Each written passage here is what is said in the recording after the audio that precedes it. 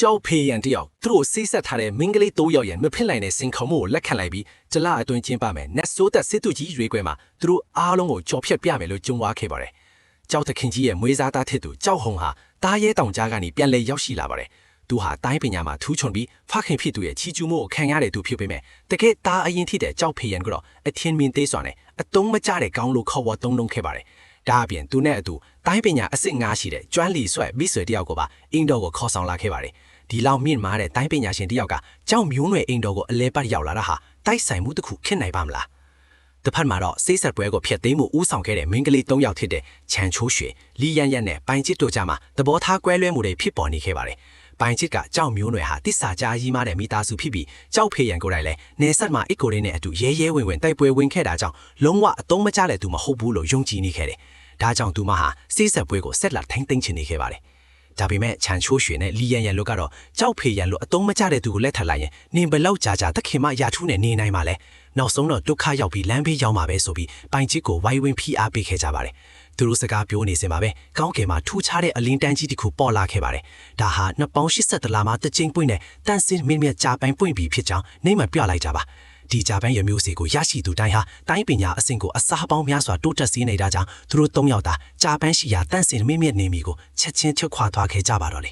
ကြောက်အိမ်တော်မှာတော့ညရဲ့တိတ်စစ်မှုကိုဖြိုးခွင်းလိုက်တဲ့ကြောက်စရာကောင်းတဲ့လိုဝတ်ကျင်းစည်းဖို့တစ်ခုကိုကျွန်တော်တို့ရဲ့ဇက်လိုက်ကြောက်ဖေးရန်တရားမထီမတ်ပဲကြားလိုက်ရပါတယ်သူ့ရဲ့မွေးစားအစ်ကိုကြောက်ဟုံနဲ့သူ့မိတ်ဆွေကျွမ်းလီတို့ဟာကြောက်အိမ်တော်ကြီးအောက်မှာရှိရဲ့နှစ်ပေါင်း100တက်တန်းရှိဝင်းင်းစွမ်းညံကြော်ကြီးကိုလိုချင်လို့ပူးပေါင်းကြံစည်နေကြတာပါသူတို့ရဲ့အစီအစဉ်ကတော့ကြောက်ဖေးရန်ကိုအိမ်တော်အပြင်မှာတိတ်တက်ဆက်တက်ဖြတ်ပြီးတော့ကြောက်ဟုံကအမွေဆက်ခံသူဖေဟန်ဆောင်ကအိမ်တော်ရဲ့ကာကွယ်ရေးရန်ထားပုံစံကိုခိုးယူပြီးဝင်းင်းကြော်ကြီးကိုအပိုင်စီးဖို့ပါပဲဒီစကားတွေကိုကြားလိုက်ရတဲ့ကြောက်ဖေးရန်ဟာအရင်လိုကြောက်လန့်နေမိအစားငါ့ကိုလာရှာမှာတော့ငါလည်းမင်းတို့နဲ့ကစားပေးရတာပေါ့ဆိုပြီးအေးဆက်စွာနဲ့ပြုံးလိုက်ပါတယ်သူရဲ့စိတ်ထဲမှာတော့ရန်သူတွေကိုဘလို့တုံ့ပြန်ရမလဲဆိုတဲ့အစီအစဉ်တစ်ခုကိုချမှတ်လိုက်ပါပြီ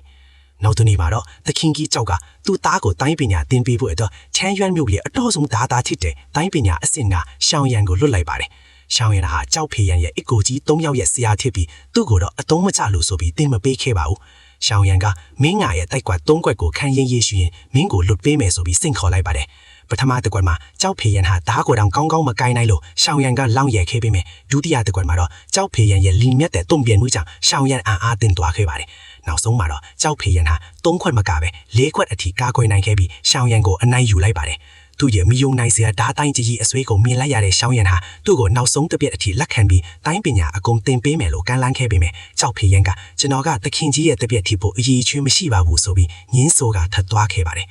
သူတကယ်ပဲမာနာကြီးနေတာလားဒါမှမဟုတ်သူ့ရဲ့ရင်ထဲမှာတခြားသောကြီးမားတဲ့ရည်မှန်းချက်တွေရှိနေတာလား